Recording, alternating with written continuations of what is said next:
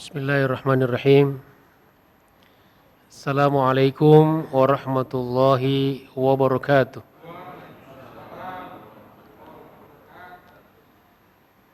Alhamdulillahi rabbil alamin. Wa bihi nasta'inu ala umuri dunya waddin. Wassalatu wassalamu ala asyrafil anbiya'i wal mursalin wa ala alihi wa sahbihi ajma'in. Subhanaka la ilma lana illa ma 'allamtana innaka antal alimul hakim. Allahumma 'allimna ma yanfa'una wanfa'na bima 'allamtana. Rabbana zidna ilman warzuqna fahma. Rabbi shrah li sadri wa yassir li amri wahlul 'uqdatam min lisani yafqahu qawli, amma ba'd. Ma'asyiral muslimin wal muslimat, para asatidz, para pengurus DKM dan Yayasan Masjid Al-Akhbar, para orang tua, ibu-ibu, bapak-bapak, saudara-saudaraku sekalian yang saya cintai dan saya hormati, serta jamaah sekalian, ya insyaallah semua kita senantiasa dirahmati dan dimuliakan Allah Subhanahu wa taala. Apa kabar semuanya? Alhamdulillah, kembali kita dipertemukan oleh Allah Subhanahu wa taala di tempat yang mulia ini, di masjid yang kita cintai ini. Mudah-mudahan menjadi pertemuan yang senantiasa diberikan kebaikan, dan mudah-mudahan dijadikan pertemuan ini dan pengajian ini kita mendapatkan ilmu yang bertambah dan bermanfaat. Amin ya rabbal alamin. Semoga salawat dan salam Allah senantiasa tercurahkan dan terlimpahkan atas junjungan kita Rasulullah sallallahu alaihi wa alihi wasallam. Mudah-mudahan kita semuanya insyaallah di akhirat kelak mendapatkan syafaat dan pembelaan beliau. Amin ya rabbal alamin. Hari ini kita memasuki penghujung bulan Muharram. Penghujung atau akhir bulan Muharram. Tanggal 26 Muharram. Jadi kita masih dalam suasana tahun baru Hijriah 1443. Maka tentu nilai-nilainya terutama tidak sekedar pada awal tahun ya, atau hanya semaraknya di bulan Muharram saja, tetapi nilai-nilai hijrah itu sendiri sebetulnya senantiasa relevan dalam kehidupan kita sehari-hari, kapan dan dimanapun. Maka untuk mengingatkan kembali dan menyegarkan kita kembali tentang makna dan hakikat hijrah, maka tema kita pada pagi hari ini kita angkat untuk penyegaran kembali, yaitu dahsyatnya hijrah. Bapak Ibu sekalian yang saya hormati, yang dirahmati Allah Subhanahu wa taala, kita awali dengan dua hadis. Pertama, hadis riwayat Imam Muslim dari Abu Sa'id Al-Khudri. Yang kedua, hadis riwayat Bukhari Yang kedua hadis ini menjelaskan kepada kita tentang makna dan hakikat hijrah. Yang pertama, hadis Abi Sa'id Al-Khudri, an Abi Sa'id Al-Khudri radhiyallahu an, dari sahabat Nabi yaitu Abu Sa'id Al-Khudri. Anna Arabian, sesungguhnya seorang Arab Badui, seseorang Arab pedalaman, sa'ala Rasulullah sallallahu alaihi wasallam, bertanya kepada Rasulullah sallallahu alaihi wasallam, anil hijrah. Orang Badui itu menanyakan tentang hijrah. Faqala, maka beliau menjawab, waihak, celaka kamu, inna sya'nal hijrati lasyadidun, sesungguhnya urusan atau perkara hijrah itu benar-benar keras, benar-benar berat, tidak mudah. Fahal laka min ibilin, apakah kamu punya onta? Qala na'am, dia menjawab ya. Qala, beliau bertanya lagi, fahal tu'ti shadaqataha, apakah kamu membayarkan zakatnya? Apakah kamu sudah menunaikan zakatnya? Shadaqah di sini bermakna az-zakah. Di riwayat lain disebutkan dengan fahal tu'ti zakataha, apakah kamu sudah menunaikan zakatnya? Qala na'am, orang itu menjawab ya. Qala, beliau berkata, beliau bersabda, fa'mal min wara'il bihar, maka beramallah dari balik al-bihar. Al-bihar di sini bukan jamak dari bahrun yang berarti laut, tetapi al-bihar jamak dari bahrah, yang di dalam kamus bahasa Arab disebutkan bimakna al-ardu al-munkhafidah, yaitu tanah yang rendah. Kan ada tanah tinggi, ada tanah rendah, satu lagi ada tanah abang. Ya, jadi al-ardu al-munkhafidah, tanah yang rendah. Fa innallaha la yatruka min 'amalika syai'a, sesungguhnya Allah Subhanahu wa taala tidak akan pernah meninggalkan atau mengabaikan amalmu sedikit pun. Artinya, silahkan kamu beramal meskipun jauh dari penglihatan orang, ya, dari belakang al-bihar, al-bahrah, meskipun jauh dari kota, jauh dari keramaian orang. Ya, kan ada orang yang kalau beramal dilihat orang semangat, tapi kalau tidak dilihat orang tidak semangat.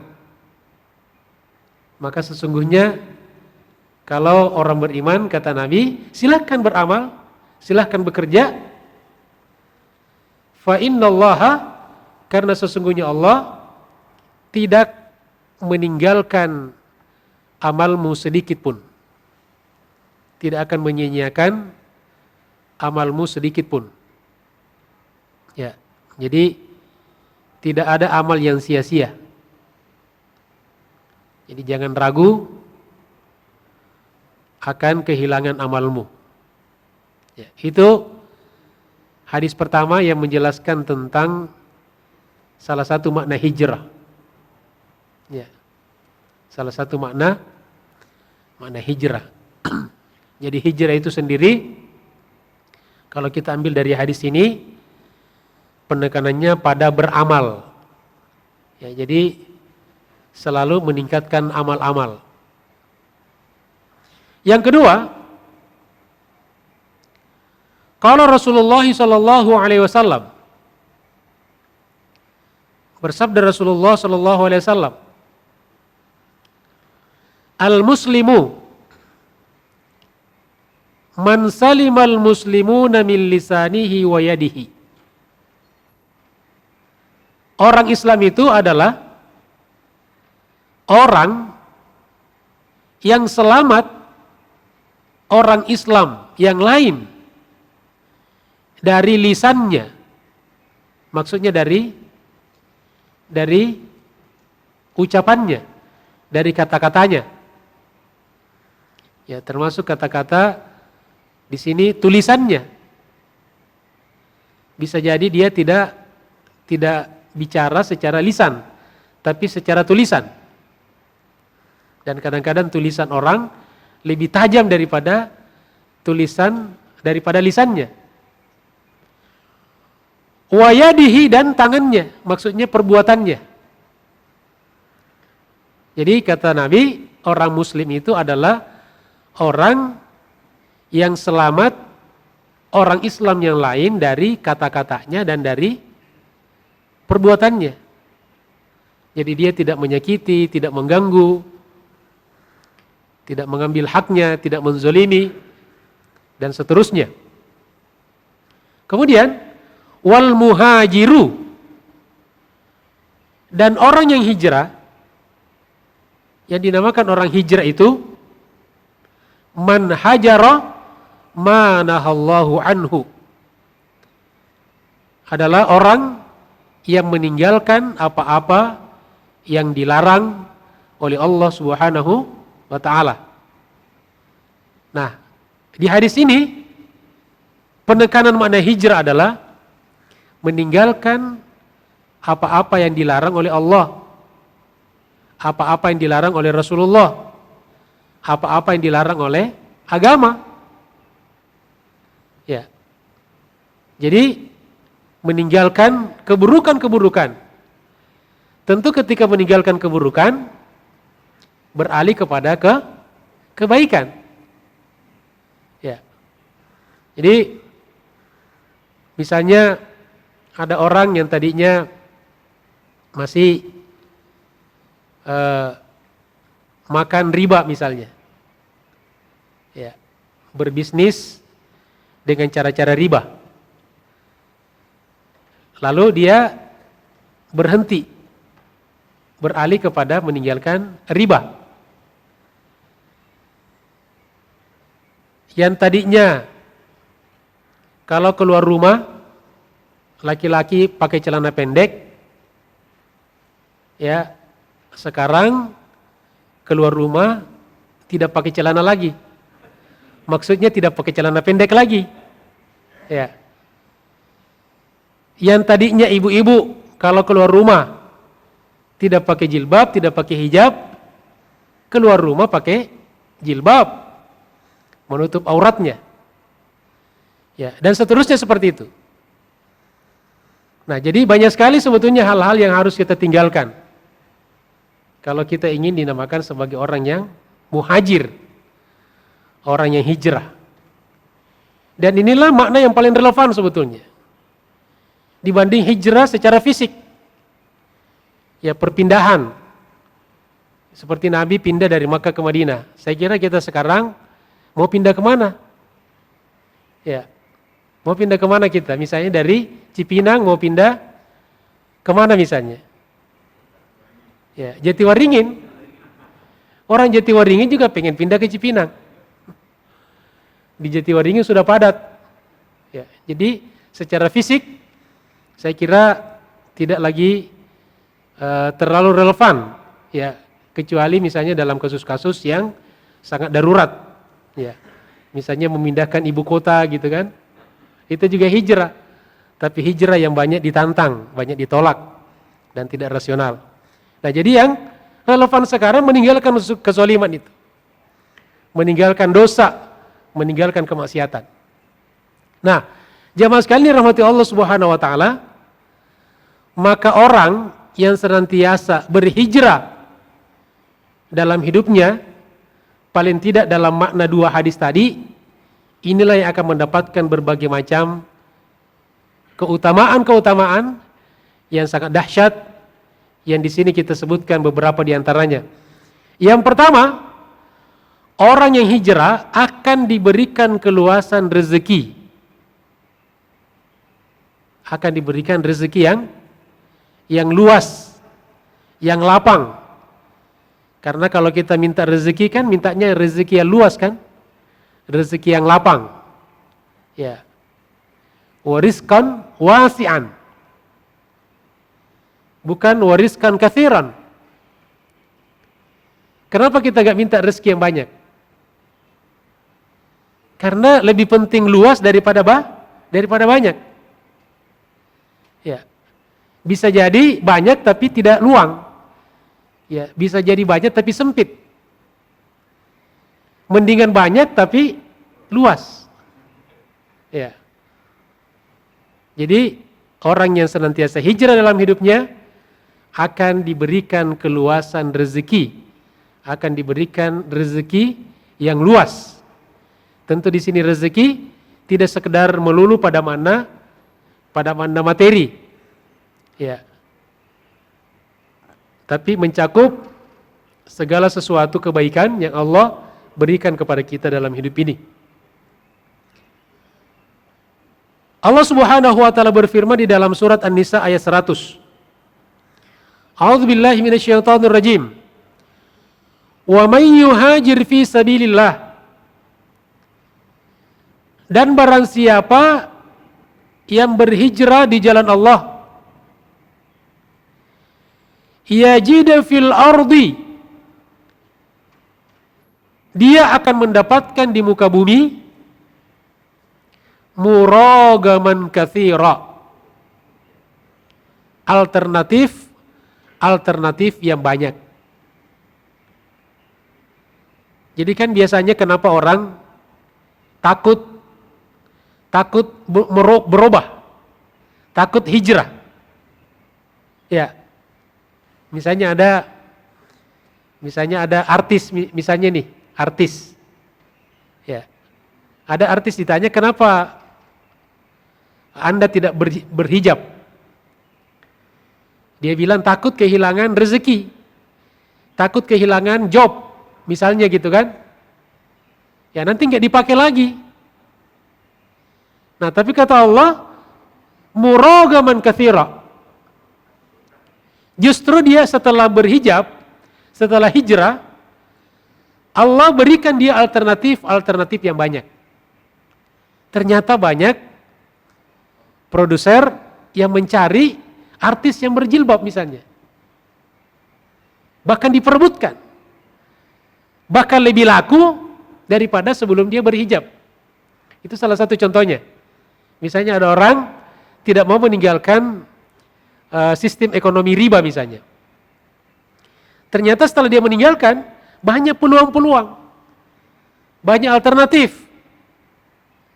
Ada orang misalnya, dia bisnisnya di dunia riba dan judi. Awalnya tidak berani Pak meninggalkan. Tapi janji Allah, muragaman katsira. Diberikan jalan-jalan yang banyak. Pilihan-pilihan yang banyak. Ya. Bahkan lebih banyak daripada apa yang dia bayangkan sebelumnya. Nah, selain pilihan-pilihan yang banyak, secara khusus Allah Subhanahu wa taala mengatakan wasa'ah. Kata li tafsir, Wasa'a adalah keluasan rezeki. Rezeki yang luas. Rezeki yang lapang. Mudah-mudahan kita termasuk orang-orang yang senantiasa diberikan alternatif-alternatif. Ya, pilihan-pilihan. Ya, tidak ada istilah gagal. Ini misalnya batal ini akan Allah gantikan yang lain. Ya, dan diberikan rezeki yang luas. Insya Allah. Wa may yakhruju min baitihi muhajiran ilallah. Dan barang siapa yang keluar dari rumahnya karena dia berhijrah di jalan Allah wa rasulihi dan rasulnya, thumma yudrikuhul maut, kemudian di saat dia sedang melakukan hijrah dia dijemput oleh kematian, ajalnya tiba, faqad waqa'a ajruhu Allah, maka sungguh pahalanya telah dicatat oleh Allah Subhanahu wa ta'ala. Jadi kalaupun orang baru berniat, saya misalnya dia berkata saya mulai tahun baru ini saya akan ketika keluar rumah akan selalu pakai jilbab nih. Hijrah seorang perempuan misalnya. Ya.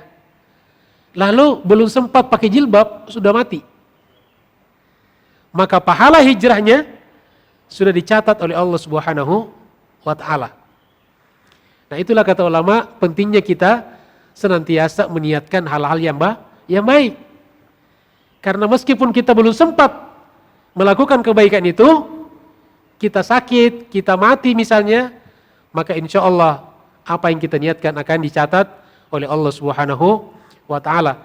Jadi jangan pelit kalau sekedar berniat.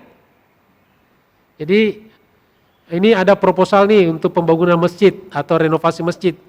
Niatkan saja saya akan menyumbang 1 miliar. Niat gak apa-apa kan? Kata istrinya, Pak, kebanyakan 1 miliar. Kata bapaknya, kalau habis ya kita menghayal lagi. Ini kan cuma menghayal saja kan?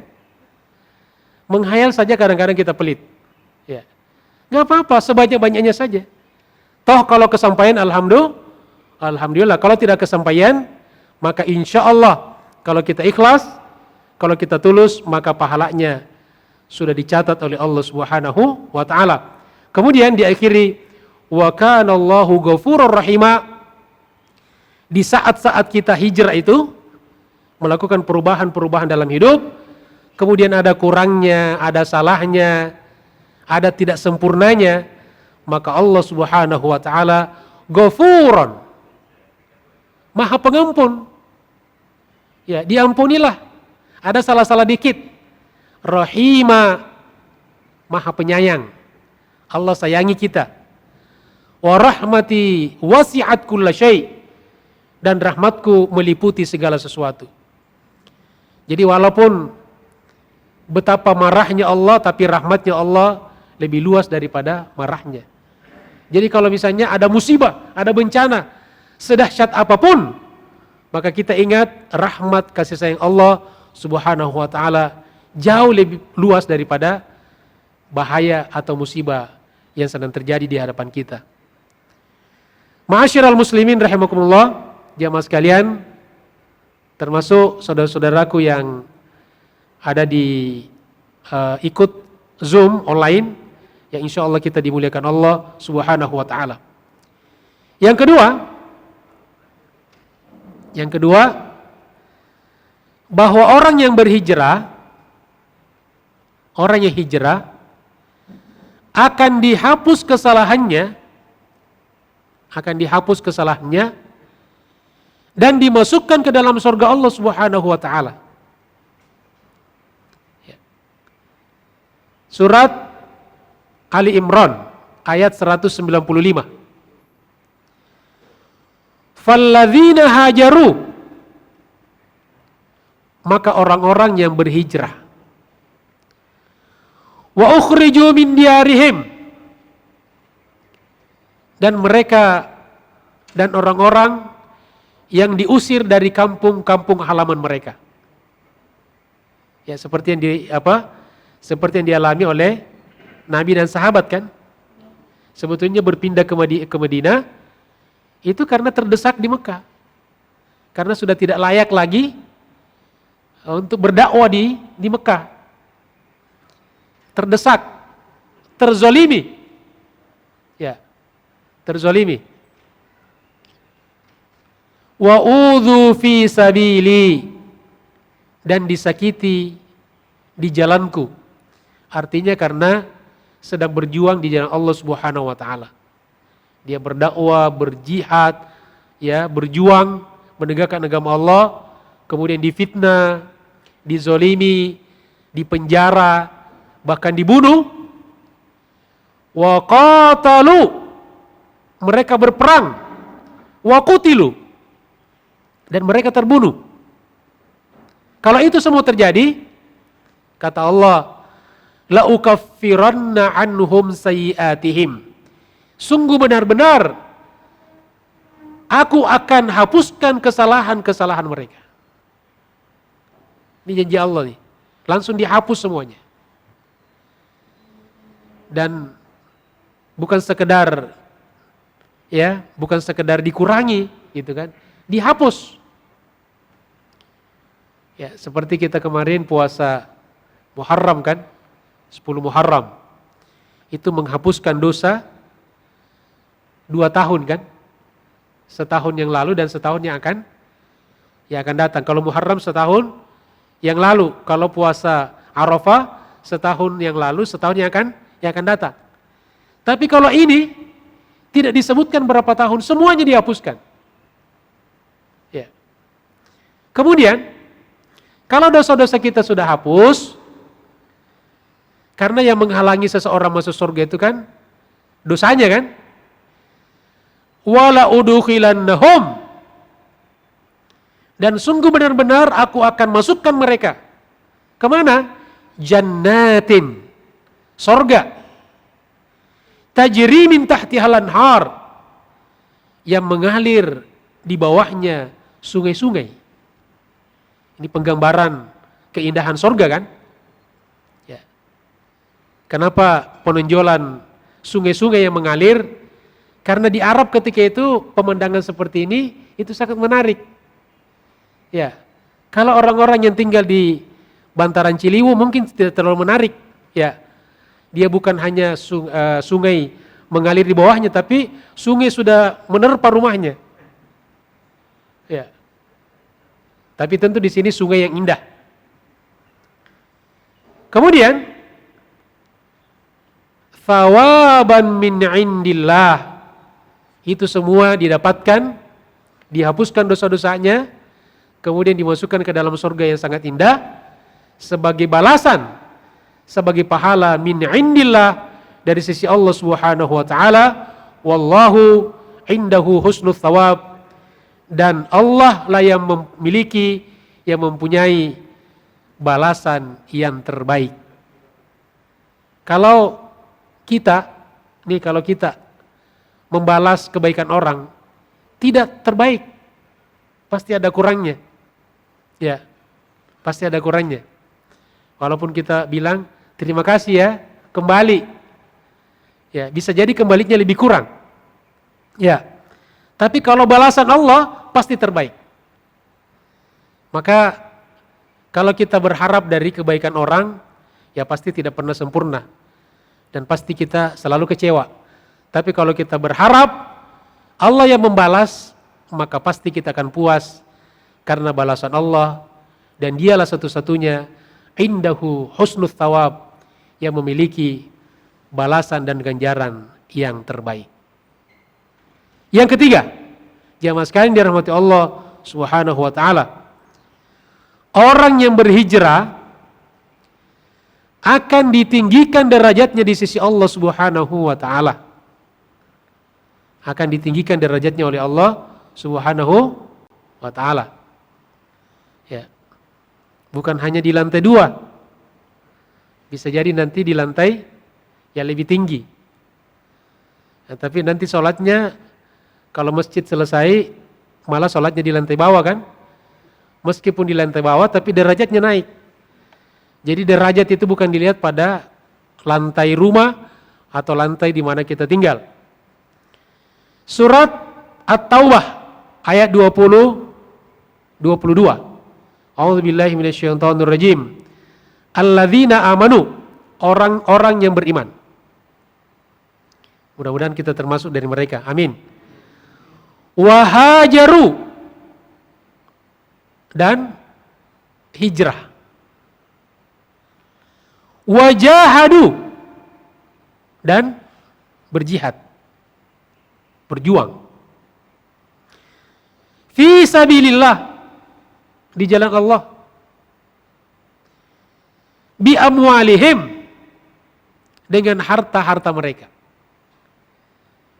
Jadi orang yang punya harta tentu berjuangnya, berjihadnya dengan hartanya. Orang yang punya ilmu berjihad dengan ilmunya. Orang yang punya kewenangan berjihad dengan kewenangannya. Ada orang dia tidak ngasih uang, Pak. Tidak ngasih harta. Tapi cukup tanda tangannya. Maka selama tanda tanganmu masih berlaku, pakailah dia berjihad. Karena ada saatnya di mana tanda tanganmu itu sudah tidak berlaku lagi.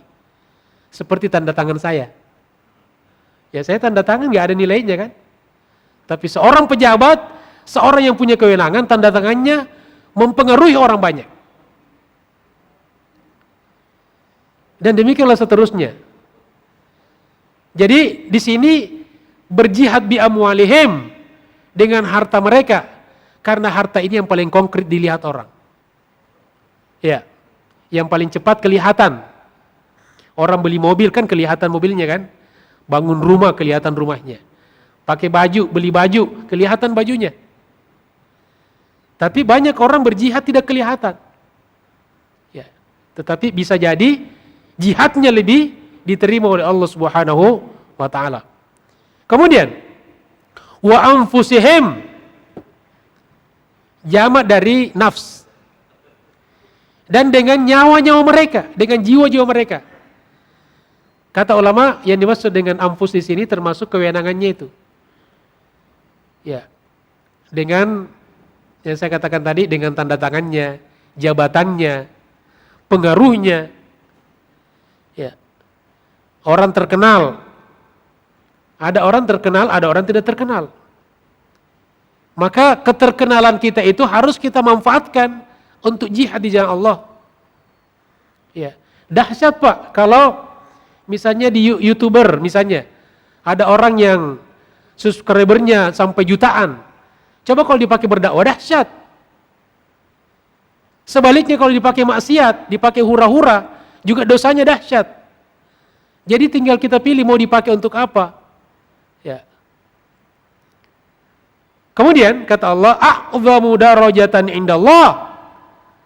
Mereka itulah yang akan mendapatkan derajat yang agung, yang tinggi di sisi Allah Subhanahu wa ta'ala. Jadi derajatnya diangkat. Ya. Loh, Pak Ustadz kok saya sudah berjuang tetapi kok saya masih di bawah terus. Ya, rumah saya tidak naik tingkat gitu kan. Ya kalau mau coba-coba naik aja di atas pelapon. Ya, yang dimaksud dengan ditinggikan derajat bukan orangnya yang naik, bukan fisiknya yang tinggi. Bisa jadi ada orang kecil, ya tidurnya di lantai, ya lantai bawah lagi, tetapi dia sesungguhnya di sisi Allah Subhanahu wa taala memiliki kedudukan derajat yang tinggi. Sementara ada orang misalnya mungkin tinggal di hotel lantai paling atas, tapi sesungguhnya di sisi Allah hina di pandangan Allah Subhanahu wa ta'ala, wa na'udzubillahi min dzalik. Lalu di akhir ayat kata Allah, wa ulaika humul faizun, dan mereka itulah orang-orang yang menang. Itulah orang menang. Jadi pemenang sesungguhnya adalah orang yang bisa menggunakan segala sesuatu yang diberikan Allah kepadanya, berjuang di jalan Allah dan di jalan kebenaran. Itulah orang yang sukses, itulah orang yang menang. Jamaah sekalian dirahmati Allah Subhanahu wa taala. Kemudian yang keberapa? Yang keempat. Ya, yang keempat.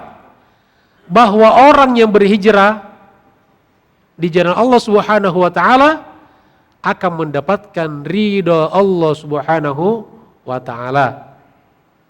Ya, inilah yang paling kita tunggu-tunggu, yang paling kita harapkan, yaitu menggapai ridha Allah Subhanahu wa taala. Surat At-Taubah ayat 100. Was-sabiqunal awwalun, dan orang-orang dahulu yang pertama masuk Islam, para sahabat Abu Bakar, Umar, Utsman dan seterusnya. Minal muhajirin, dari kalangan orang-orang muhajirin dari Makkah. Wal ansar, dan dari kalangan orang-orang Ansar, orang-orang Madinah. Walladzina taba'uhum, dan mereka dan orang-orang yang mengikuti mereka, mengikuti jejak mereka. Bisa jadi bukan sahabat, bukan tabi'in, bukan ulama, bukan orang terkenal, tapi mengikuti langkah-langkah mereka, mengikuti jejak mereka, bi ihsanin, dengan cara yang terbaik. Jadi jamaah sekalian, makanya banyak orang yang mungkin hidupnya di akhir zaman, tapi bisa jadi nilainya sama dengan orang di awal zaman. Ya, kalau orang dulu iman kepada Nabi karena melihat Nabi, ya luar biasa. Sekarang orang beriman kepada Nabi, tidak pernah melihat Nabi, tantangannya, godaannya luar biasa. Maka bisa jadi inilah yang dimaksud dengan bi-ihsan, ya, dengan cara yang terbaik. Maka apa yang mereka dapatkan itu? Radiyallahu anhum, Allah ridho kepada mereka. Jadi ridho Allah itu bukan hanya diberikan pada sahabat muhajirin dan ansor, tapi juga orang-orang yang datang setelahnya yang mengikuti langkah-langkah mereka dengan cara terbaik. Allah ridha kepada mereka. Mudah-mudahan kita termasuk orang-orang yang mendapatkan ridha Allah Subhanahu wa taala. Dan karena Allah ridha kepada mereka, otomatis waradu'an, dan mereka pun ridha kepada Allah Subhanahu wa taala. Nah, di sini menarik nih penyebutannya. Allah dulu ridho, baru mereka. Ya. Kalau kita ini kan pengakuan kita kan kita dulu kan. Kan kita ini ngaku ridho kepada Allah kan. Kita mengatakan raditu billahi robba. Aku ridho menjadikan Allah sebagai Tuhan. Itu kan pengakuan kita. Apakah Allah ridho kepada kita? Belum tentu. Tapi Al-Quran jaminannya radiyallahu anhum, Allah pasti ridho kepada mereka. Kalau Allah yang bilang pasti tidak pernah ada kesalahan dan tidak perlu kita ragu, karena itu pasti. Jamaah sekalian dirahmati Allah Subhanahu wa taala. Nah, terakhir setelah 4 poin tadi, keutamaan dan kedahsyatan hijrah, maka tentu kita ingin istiqomah kan? Kita ingin istiqomah. Dan istiqomah itu pasti berat, karena kalau yang ringan itu namanya istirohah. Ya. Maka kita butuh 4T untuk mempertahankan hijrah kita bisa istiqomah. Kita butuh 4T. 4T itu bukan 4 triliun, Pak. Ya. T yang pertama adalah tadhiyah. Kita harus selalu berkorban. Ya, pengorbanan kita. Ustadz, saya berkorban apa? Ya berkorban sesuai apa yang kita miliki. Ada orang berkorban dengan waktunya, ada yang berkorban dengan hartanya, ada yang berkorban dengan keluarganya, ada berkorban dengan jabatannya, ada yang berkorban dengan ilmunya. Apapun yang kita miliki, apapun profesi kita, kita bisa berjuang, kita bisa memaksimalkan at-tadhiyah itu. T yang kedua, agar kita bisa istiqomah setelah hijrah adalah tawakal. Tawakal kepada Allah. Mulai dari sejak kita keluar rumah, tawakal kita sudah tancapkan dalam hati kita. Bismillahi tawakkaltu 'ala Allah. Kenapa tawakal penting? Karena kalau orang tidak tawakal, dia akan ragu-ragu. Ya, mentawakalkan rezekinya, umurnya, segala apapun, serahkan kepada Allah Subhanahu wa taala. Tugas kita ikhtiar. Setelah itu baru kita tawakal kepada Allah Subhanahu wa taala. Kemudian T yang ketiga, ta'allum. Belajar. Jangan pernah berhenti belajar. Karena belajar dalam Islam itu bukan hanya majelis taklim, bukan hanya sekali sepekan, bukan 2 kali sepekan, bukan 2 kali sebulan. Tetapi talabul ilmi faridatun ala kulli muslimin. Talabul ilmi minal mahdi ilal lahdi. Belajar itu adalah dari buayan sampai ke liang lahat. Sejak kita lahir, kita sudah diazani di telinga kita oleh orang tua kita. Sudah diinstalkan ilmu kepada kita, ilmu tauhid, ilmu iman. Dan sampai kita mati, kita masih dibisikkan di telinga kita, ditalkinkan, dibimbing dengan la ilaha illallah. Itu juga ilmu. Jadi ilmu kita belajar sejak kita bayi sampai kita menjadi calon mayit. Itu adalah at-ta'allum yang ketiga. Kemudian T yang keempat, yang terakhir adalah tawadhu. Rendah hati. Kalau di hadapan orang namanya rendah hati. Kalau di hadapan Allah namanya rendah diri. Kalau di hadapan manusia enggak boleh kita mengatakan rendah diri. Kita merendahkan diri kita hanya di hadapan Allah Subhanahu wa taala. Maka kita sujud hanya kepada Allah Subhanahu wa taala. Tidak boleh kita sujud kepada hamba. Ustadz, ada yang nanya, Ustadz, ada saya lihat orang sujud kepada manusia. Itu pengecualian. Itu sujud bukan ibadah. Misalnya kita menunduk di hadapan orang, cium tangannya sambil menunduk. Bahkan di beberapa daerah, di beberapa negara ada sampai anak mencium kaki orang tuanya. Murid mencium kaki gurunya. Ya, itu bukan jangan mutlak langsung dihukumi itu haram. Karena itu adalah sujud atau cara penghormatan saja. Tidak ada niat sebagai ibadah. Ya. Tapi kalau itu dilakukan orang bodoh, maka bisa jadi menjadi sesuatu yang salah, menjadi musyrik. Jadi kalau kita melihat satu pemandangan, sesuatu yang menarik, jangan langsung kita vonis, jangan langsung kita hukumi, tapi kita harus belajar dulu, tanyakan dulu, agar kita mendapatkan tabayyun, kita mendapatkan klarifikasi. Jamaah sekalian dirahmati Allah Subhanahu wa taala, saudara-saudaraku dimanapun Anda berada, demikianlah bahasan kita pada pagi hari ini atau pada kesempatan ini. Mudah-mudahan bermanfaat, mudah-mudahan ilmu yang kita dapatkan menjadi ilmu yang berkah dan bermanfaat dunia akhirat insyaallah. Terima kasih atas segala perhatiannya. Mohon maaf atas segala kekurangannya. Walafu minkum. Wassalamualaikum warahmatullahi wabarakatuh.